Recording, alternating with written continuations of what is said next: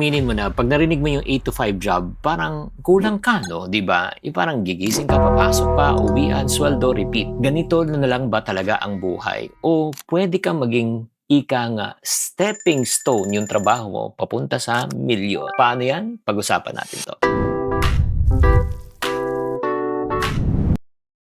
Babaliktarin natin ang mindset mo. Hindi ka empleyado lang. Investor ka na may sponsor. What if kung merong isang company gusto mag-invest sa'yo? Ang gagawin, habang nag-aaral ka sa company na yon, una, pasusweldohan ka. Pangalawa, bibigyan ka ng opportunity makapag-invest in the company. At ang sponsor mo, yung company. Will you be interested? Yes. Meron bang company na ganun? Yes. Yung first job mo. Yung trabaho mo, kapital po yan. Oo, most people think kasi, ay, naku, nagtatrabaho ko para sa sweldo. No. Nagtatrabaho ka para matuto ka magnegosyo. Minsan, tinitignan mo yung trabaho mo bilang destination. Dapat, tignan mo, this is going to be your school of learning. This is going to be your funding source. Isipin mo na hindi ka nagtatrabaho para kumita lang, nagtatrabaho ka para mag-build ng future mo. Pero hindi lang pera ang kinukuha mo dapat.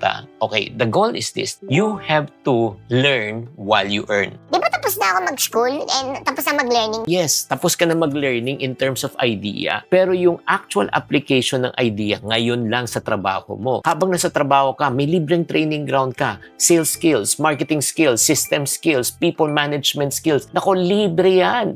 Libre na matutunan mo na may sweldo ka pa. Pag nagtatrabaho ka lang, yun ang mindset mo para sumweldo, hindi ka natututo. Kaya habang nag-work ka, kahit di mo trabaho, alamin mo trabaho ng bawat department. Uy, baka pwede akong tumulong sa'yo. Turuan mo naman ako. Deep in our mind, ang goal natin is matuto tayo. Malaman natin yung ins and out ng negosyo. Paano ba sa purchasing? Ano pwede ko itulong sa'yo? Kaya tanong mo, ano yung skill na pwede mong iuwi? Pwede mong pagkakitaan? Kasi balang araw, baniwala ka. Yung skill mo na yan, yan ang magiging negosyo mo. Type lang power kung power daw share ko sa inyo. Ito na yung move ng mga seryoso. So once na natuto ka na, ito na strategy natin. You build a side hustle. Habang employed ka, mag-build ka na. Hindi yung magre-resign ka agad hindi to teleserye. Nag-resign ka, tapos nag-start ka na, tapos may negosyo ka naman. Okay, that's not true teleserye yan. Ang dapat gawin mo, start small. Online selling, freelancing, content creation, small service-based business. Ganon. Don't ever resign. Keep your job.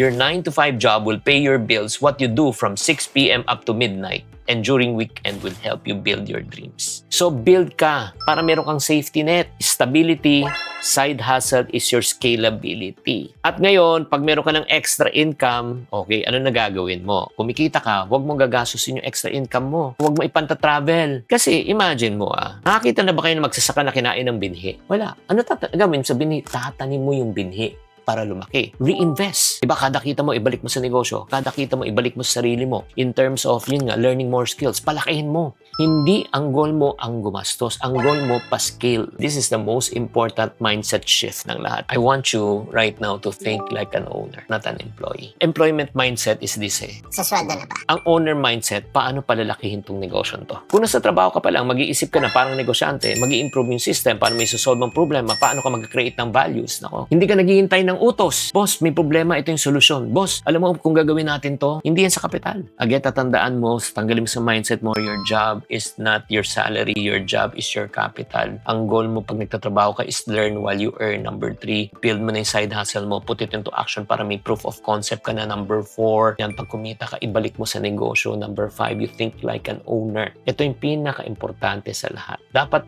exit ka, yung exit strategy mo. Pag kaya lang buhayin yung side income mo, ang iyong present na sweldo. O kung meron ka ng steady income, kung may system ka na, transition ka lang pag sigurado ka na.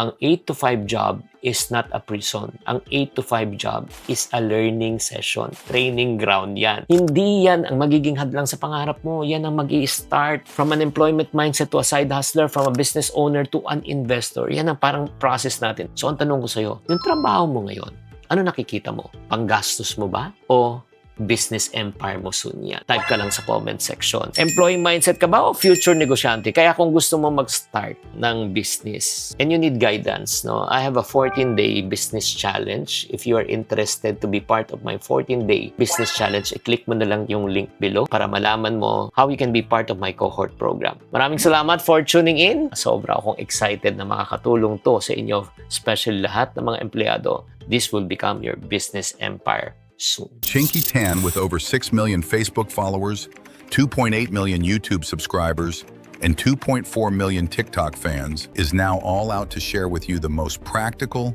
simplest path to lasting wealth.